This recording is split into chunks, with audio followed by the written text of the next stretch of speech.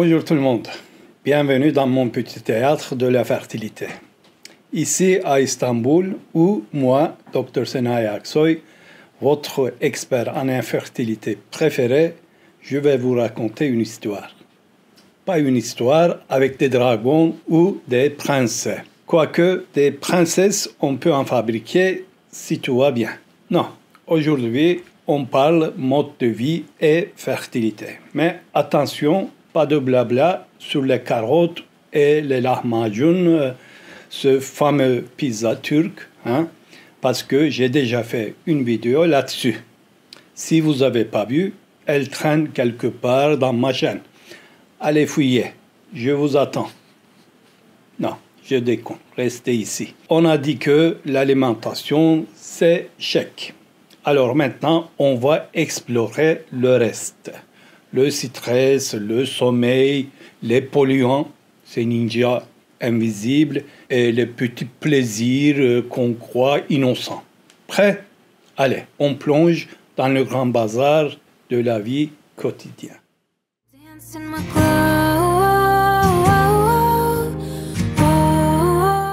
Commençons par le stress, mes amis. Le stress, ici à Istanbul, ce n'est pas une option. C'est un abonnement gratuit livré avec le thé du matin.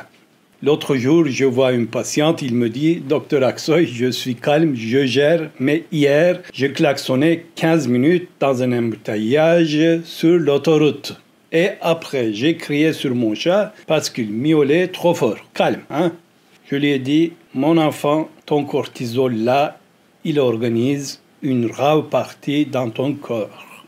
Parce que le cortisol, hormone du stress, c'est pas juste un petit agitateur, c'est un tyran. Il bloque l'ovulation comme un vigile devant une boîte de nuit. Toi, non, pas ce mois-ci, t'as l'air fatigué. Et les spermatozoïdes, ils perdent leur mojo. Ils nagent en ronde comme s'ils avaient oublié où est la sortie. Des études montrent que le stress chronique, ça déséquilibre tout. Testostérone, œstrogène, tout part en vrille. Alors, je sais, on ne peut pas éviter le chaos d'Istanbul ou de la vie, mais respirez un coup, regardez le Bosphore ou moins taper dans un punching ball, ça coûte moins cher qu'une thérapie et ça défoule.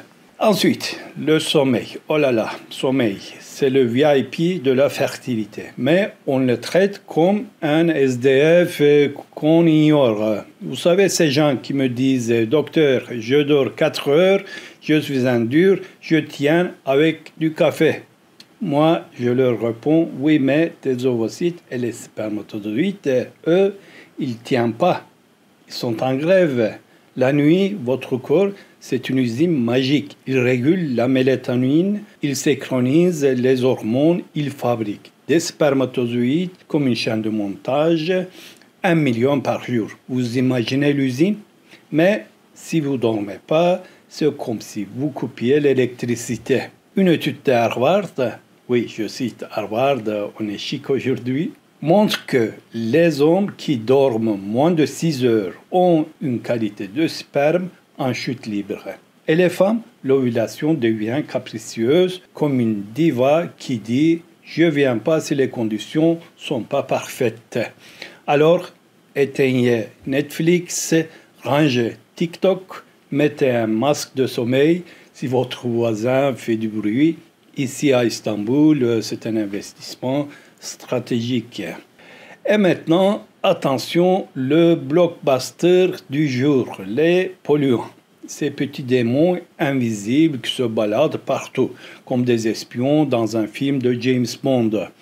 L'air qu'on respire à Istanbul, entre les gaz d'échappement, la poussière et cette odeur bizarre près de Taksim, les plastiques, les cosmétiques, même le ticket de métro qui vous frottait toute la journée, ces trucs, les perturbateurs endocriniens, BPA, phtalate, parabènes, ils entrent dans votre corps et ils jouent avec vos hormones comme les DJ maladroites. L'autre jour, une patiente me dit « Docteur Aksoy, je ne comprends pas, je fais tout bien, Pourquoi ça ne marche pas? On creuse, on découvre qu'elle boit son eau dans une bouteille en plastique qu'elle laisse continuellement dans sa voiture en plein soleil depuis longtemps. À 40 degrés, le plastique relâche du BPA.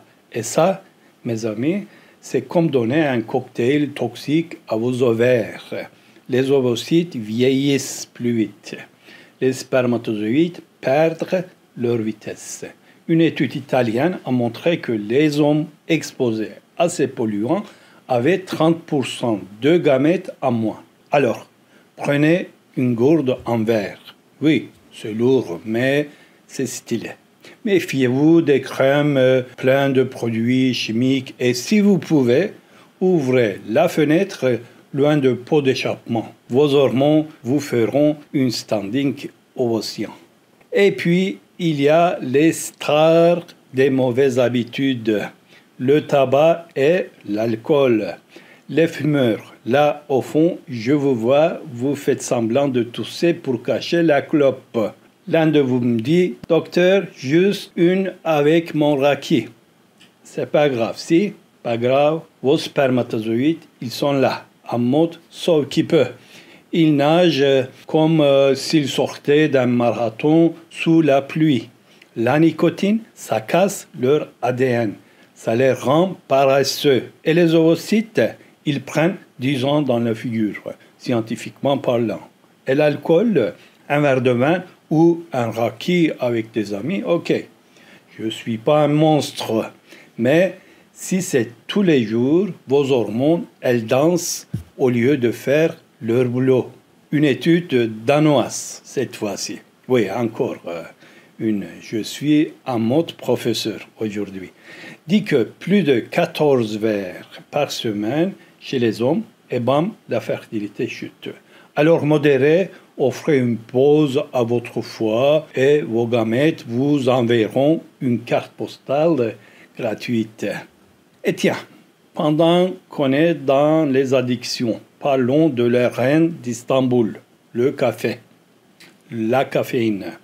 Oui, ce truc qu'on boit comme si c'était de l'eau bénite. Vous savez, ces gens qui me disent ah, docteur, je suis à 5 tasses par jour, mais ces trucs, c'est culturel, ça compte pas. Culturel, hein? Sauf que vos ovaires et vos testicules, ils s'en fichent de la culture, eux. La caféine, en petite dose, 1 ou 2 cafés, ça va. Ça vous réveille. Ça met un peu de peps. Si vous enchaînez les tasses comme un chameau qui stocke pour le désert, là, ça coince. Chez les femmes, trop de caféine peut perturber l'ovulation. Une étude a montré que plus de 300 mg par jour, soit 3-4 espressos, ça rend les cycles moins réguliers.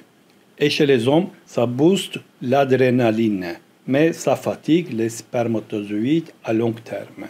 Ils deviennent nerveux, mais moins efficaces, comme des sprinteurs d'OP qui s'écroulent à mi-parcours. Alors, savourez votre café, mais pas au point de trembler comme une feuille.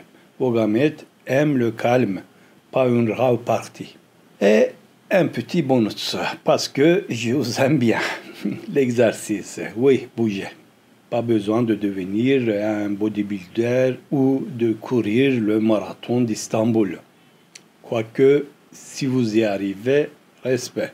Mais rester assis toute la journée sur votre canapé ou dans le métro, ça aide pas. Chez les hommes, trop de sédentarité chauffe les testicules. Et non, c'est pas une blague. La chaleur, c'est l'ennemi des spermatozoïdes. Ils aiment le frais. Et chez les femmes, un peu de sport régule les hormones, ça donne un coup de boost à l'ovulation. Alors, marchez, dansez, montez les escaliers au lieu de prendre l'ascenseur. Ici à Istanbul, c'est déjà un sport olympique avec toutes ces collines. Alors, voilà les amis. La fertilité, ce n'est pas un cadeau qui tombe du ciel ou d'un bateau sur le Bosphore. C'est un travail d'équipe entre vous et votre corps. Moins de stress, plus de sommeil, méfiance avec le polluant, un peu de modération sur le vice, tabac, alcool, caféine, et un zeste de mouvement. Si ça coince encore, venez me voir à la clinique. On regardera ça ensemble avec un microscope, un thé et un sourire, promis. Parce que faire naître des rêves, c'est mon métier. Et je ne le fais pas à moitié. Merci, prenez soin de vous et bonne chance pour la suite. Vous savez de quoi je parle. Ciao, ciao.